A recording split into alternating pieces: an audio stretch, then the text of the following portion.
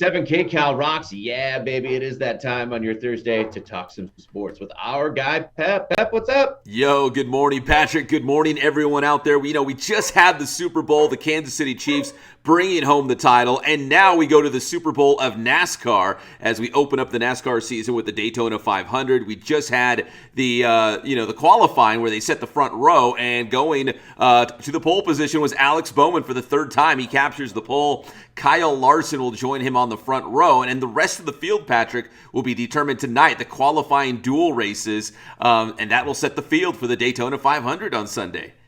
It's kind of funny that the kids essentially, Kyle Larson has been around for now, but he's still a pretty young dude. Alex Bowman, remember he took over not long ago at all. The young kids are fast, and I do love how they start out with the Super Bowl, and I do love the shootout that they do to determine the rest of the field. It is a really good time at Daytona, a very hallowed grounds, if you will, of racing. It is. And we talk about, the young guys like Alex Bowman and Kyle Larson who are on the younger side. But how about the old guys? Jimmy Johnson, the 7-time Cup champion, is in the field for the Daytona 500 again. He hasn't been in a Cup race since 2020, but he's in the field. He's going to be in the Daytona 500. And X Games and action sports veteran Travis Pastrana, who's done everything, motorcycles, rally cars, you name it. Travis Pastrana has also qualified for the Daytona 500, so he's going to make his Cup debut at the Great American Race. I love it. Travis Pastrana, remember, he's going to be out here later at Glen Helen Raceway doing his rally cross. But yeah, he really does do everything, doesn't he, man? That's cool. Yeah, if it has wheels, like Travis Pastrana is into it. 2 wheels, 4 wheels, doesn't matter, man. He's into it. I think it's really cool. He goes across all these disciplines, and he's pretty good at everything. So I'm excited to see what he's going to do in the Daytona 500. Just the fact that you get to race in that race, the most prestigious race on the NASCAR circuit, I think that's a big deal, big feather in the cap for Travis Pastrana for sure. And then Jimmy Johnson, he went Indy for a year or two, and now he's back at NASCAR. I think he realizes, hey, man, I'm NASCAR, baby. I'm a California kid, but I'm NASCAR.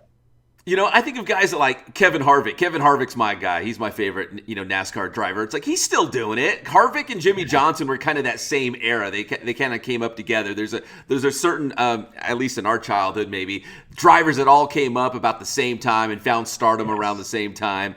And Kevin Harvick's still out there, man, turning left. Jimmy Johnson can do it too. He's not that old, but yeah, we haven't seen him in a Cup race in a couple of years, but he is a legend. We talk about the Tom Bradys and the Tiger Woods and those kind of guys, the GOATs. 7-time Cup champion, man, and now he's back behind the wheel. So that if you're looking for a reason to watch, Jimmy Johnson and Travis Pastrana are 2 reasons that I'm going to watch on Sunday. Definitely. And then again, the qualifiers tonight. So the rest of the field will be set after tonight. So big NASCAR weekend coming up. We're still talking football, man. Football's like every single day of the year. The Chiefs just had their big Super Bowl parade, but this is the time of the year, even though the new NFL season, Patrick, doesn't technically start until March when teams can, make the trades, free agents, go on the move. But if you're a free agent, you can at least get that deal in place. You can give a verbal commitment where you're going to go. And of course, Derek Carr, the former quarterback of the Raiders, being officially cut this week. We're going to find out where he's going to end up. And now that he was cut, he can pick where he wants to go. Yeah, it's going to be exciting to see where the dominoes do fall. I have to admit it. Here we go with the NFL again. Ooh, what's going to happen? They have us getting our popcorn out, and it's the off season. But this is an interesting time for the next month or so. You're going to hear these rumors of this guy's going here, this trade's going to happen. But again, until I think it's March 15th. So it's about 1 month from now. The new NFL season will start and free agents can sign those contracts. But a lot of these guys like Derek Carr, I'm sure he already has an idea where he wants to go, and behind closed doors, things are happening right now. Right. Things are about to happen. But then I think one thing that does amp up the excitement is something's going to happen that none of us see coming. And It's going to shock us. And we're kind of waiting to be shocked.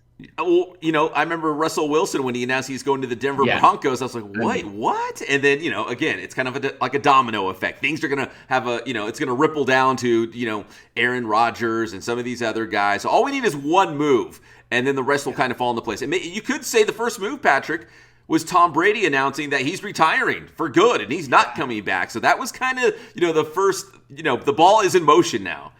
And it does actually feel like this may stick a little bit because he is actually moving on to doing something else right away. I don't know if you saw, but he's helping produce a series on the life of John Madden. Yeah. So it does actually look like, yes, he is just a producer. And of course, he could come put his cape on and come flying out of the booth or whatever he's going to do this year. But it does seem like he is focusing on something else other than football. And we kind of noticed the tapering off of that this last year. Maybe he really is retired. And if he is and he's happy, good for him. I believe it, but as soon as someone gets some video or a picture of him like throwing a football on the beach or something like that, they'll be like, oh wait, hold on, let's go see did he file his retirement papers with the NFL? Like maybe he's leaving that door just a little bit open to make a return. But yeah, as soon as we see him working out in a gym or throwing a football somewhere, people are going to start, those rumors are going to be swirling. Could Tom Brady come back? But it sounds like he's pretty adamant, and he's got a lot on his plate now that's, not football related, so I think he's done, but who knows? It's one thing we've learned. It's tough to let go. Just have to let go. It's going to be hard for him, the GOAT, of course. Hey, and if you're still in the football, and I know we're going to have all this big NFL, off-season news, but the XFL is back. In fact, it comes back on Saturday. We got, a bunch of games coming up. I think there's 8 teams or 10 teams or something like that in the XFL. So now we got the USFL. We got the XFL. Like if you're into football, Patrick, you can find football this entire offseason.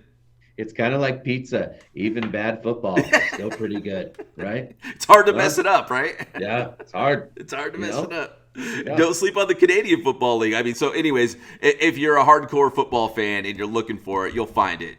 There's lots of football games going on beginning this weekend with the XFL, who's back now.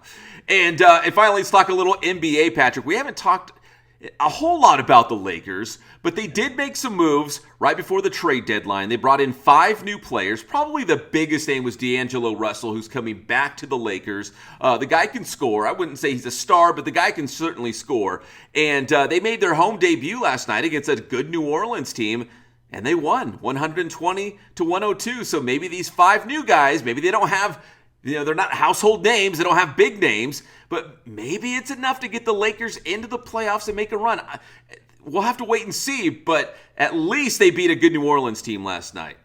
Yes, and did you notice one thing? It seems like they traded away all the players who can't shoot for these new 5 players who can actually shoot, which I think is a good thing.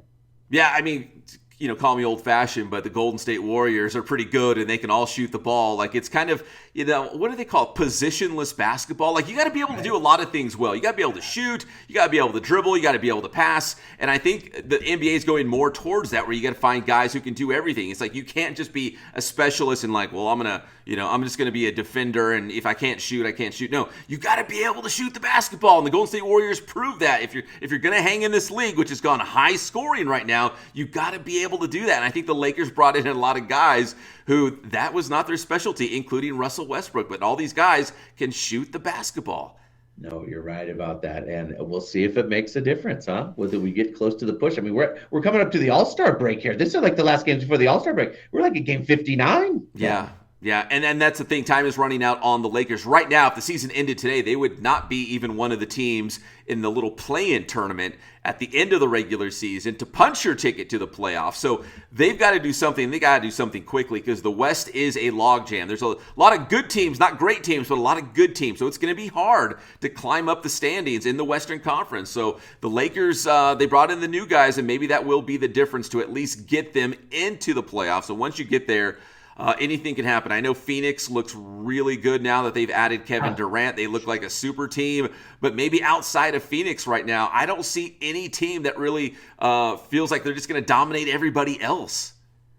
No, I know. We'll have to see what happens with Luka and Kyrie down there in Dallas. That seems to be working out somehow, some way. We'll talk more with Pep on our Monday. Pep, you're right. There is some things to watch. I know my kids are excited about Beavis and Butthead and XFL.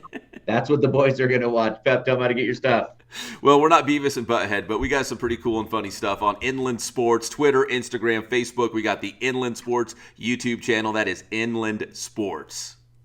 Thanks, Pep.